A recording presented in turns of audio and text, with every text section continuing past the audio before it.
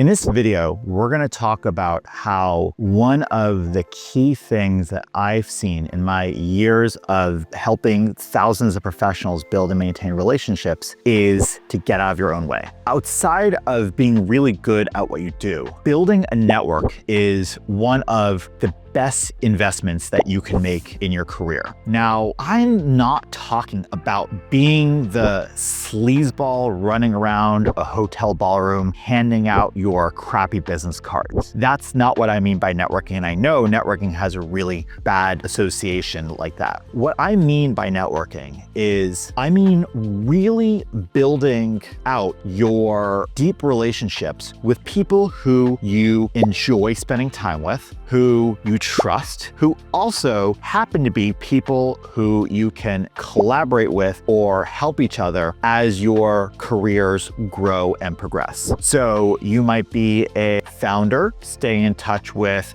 other founders who might be able to lend advice, people that you could potentially hire at some point in the future, investors that you can collaborate with. If, let's say, you're a realtor, you obviously want to surround yourself with people who, yes, not only refer you business, but refer you people that you can trust, people that you really like working with. You may also be a solopreneur that, again, you get most of your business not only via referrals, but with repeat clients as well. And so making sure that you maintain touch with people over a long period of time is really important. So I think we can all generally get the value of building and maintaining a network like that, right? And again, not being the sleazeball, just connecting with everyone on LinkedIn and always searching for deals and exchanging business cards and stuffy hotel ballrooms. But over the past 10 years and helping tens of thousands of professionals through my book and through my different software products and now through my coaching programs, I see so many people try and fail. And I've spent a lot of time, at first I thought there was something wrong with my software. I thought maybe like I'm missing something in my teaching and education. Am I completely missing the ball in some way? And I've really just narrowed it down in terms of why people fail. It's entirely within our own heads. And by the way, I'm suffer the same thing too. And so in this video, I'm going to talk through the 4 stories that I hear the most, and let's actually unpack those and figure out how we get through them. So number 1 is too much work. Now, this can apply to many different aspects of building, maintaining relationships, whether it's organizing and updating a database of people that you proactively want to stay in touch with, or whether you are trying to buy a gift for someone or try and meet someone for coffee on a regular basis. All of these take time out of your day that is seemingly a distraction from your current and urgent priorities, right? I have an overflowing inbox. Why would I go and reach out to more people? I don't really know what gift to spend, so I'm spending hours trying to find the right thing to do. Or I don't have time to go across town and sit down for coffee with someone. Now, I get it, and those are all valid concerns. The 2 answers I have for that is, number 1, you are investing for the long term. So yes, this will not benefit you today. Yes, you may enjoy having coffee with someone, but the collaboration opportunities or the perceived benefit may not come till months or years down the line, if ever. And that's a big mindset. So I always guide people to think about, well, what will future you appreciate? So yes, staying in touch with a past client today may not benefit you right now, but you absolutely can be sure this will pay dividends over a long period of time when, let's say, they come back for another opportunity, or because you not only did a really great job with them initially, but you made the point of staying in touch with them and building a relationship that they referred you to other people. The other point is that it actually doesn't have to be too much work. You don't need to spend 6 hours on a Sunday updating your database when you can instead just update a few people today and a few people tomorrow. You don't need to buy courtside tickets when, frankly, in this day and age, just a simple, hey, just thought of you text message works really well. You don't need to meet for coffee one-on-one when instead maybe once a month you host a dinner for 10 people. I talk in my other videos about all the different strategies that you can do to build and maintain relationships. And a lot of them are built around what will deliver the highest value for the people I care about with the least amount of time. And I don't think you're being shifty or overly efficient about this. Instead, we're saying, hey, how can I deliver the max amount of value to the people I care about? And again, it doesn't need to be courtside tickets. The second point that I hear a lot is, and this is a big one, it's been too long. So say, for example, you hadn't spoken to a past client for 2 years. You're like, they're gonna think I dropped the ball. I should have stayed in touch. I should have done this. I should have done that. I should have been keeping in touch with them regularly. If I truly cared about them, then of course, I'd be better at staying in touch with them. And again, we just gotta tear that apart, because nowadays we're not just surrounded by the 10 or 15 people that we work with or our neighbors. We are surrounded by thousands of connections, more than our monkey brain is wired to actually maintain touch with by itself. So of course we lose touch with people. And if we remember that it's okay to lose touch with someone, therefore it's okay to re-engage with someone. The other thing that I also guide you to think about is, what do I say? Or what is the worst thing that's gonna happen? And I truly feel that, again, most people are really happy to hear from you. And if you go through the fear setting exercise of like, all right, well, let's just say they really didn't want to hear from you. Are they gonna say like, hey, never talk to me again. I'm gonna go online, I'm gonna post a 1-star review. I'm gonna take a screenshot of this email saying, hey, look at this jerk who disappeared for 2 years. Now all of a sudden they send me this nice message. No, worst case that I've seen is people just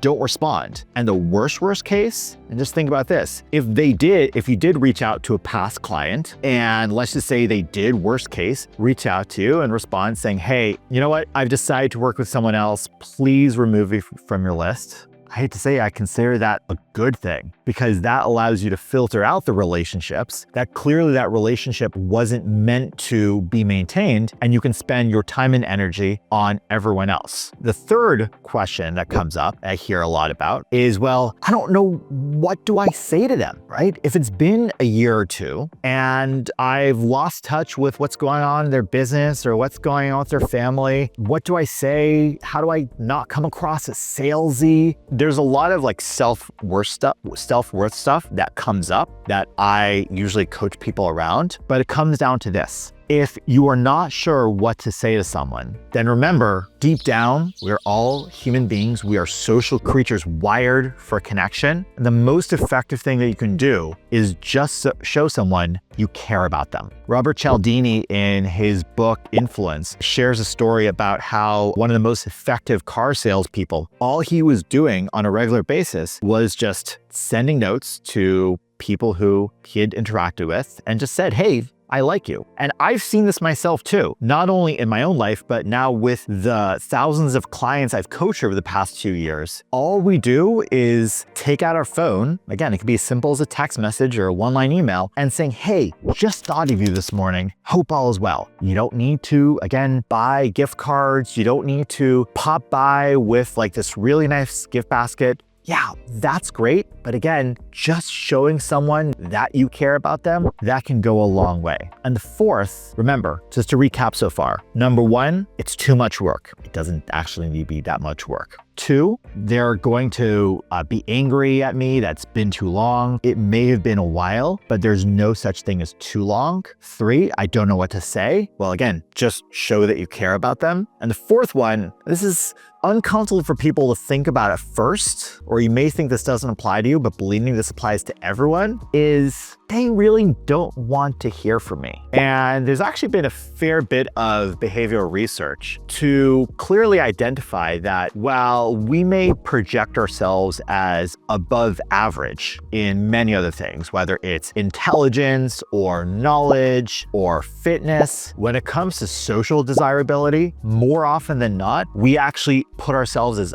under average. And now I've seen this in myself all the time. Even when I go to reach out to someone someone, I think, well, why? It's been a couple years. Why haven't they reached out to me? They clearly don't want to hear about me. I see them posting online and they clearly are still alive. Like, well, what's going on? And I start to get into those negative spirals. And honestly, I could tell you that this is just a story in your head and I could show you all the research, but the best way is, again, just to go through that experience of reaching out to someone. Again, what is the worst thing that's going to happen? And seeing the results come back, right? I remember one time I was doing this on stage and we had a group of about 500 people all reach out to people that in their network they hadn't spoken to in a while. And sure enough, most people got a response, right? Even if it's just a quick thumbs up response to the text message. Some of them had gotten a, hey, really great to hear from you. Some had gotten actually business opportunities like, hey, actually, could we meet up next week? There's something I realized I'd love to talk to you about. I remember one time someone got invited to a bachelor party.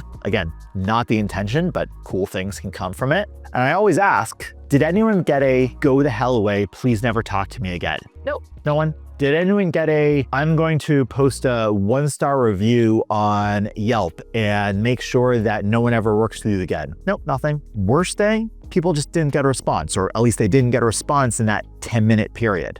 So in closing, remember, there are a lot of things that will block us from building and maintaining relationships. And it's usually all in our head. I remember one time I was sitting down with a coach I was working with, and they helped me frame a lot of the blockers I had faced as stories, right? I have a story in my head that they don't want to hear from me. I have a story in my head that I don't have time for this. And what do we all know about stories? Some stories can be true. And yes, there might be time where I truly do not have time to proactively reach out to someone. But stories can also just be beautiful works of fiction. So again, I encourage you to think about and bring awareness, because awareness yields transformation. What are the stories in your head that are preventing you from building and maintaining relationships? And just move through those stories.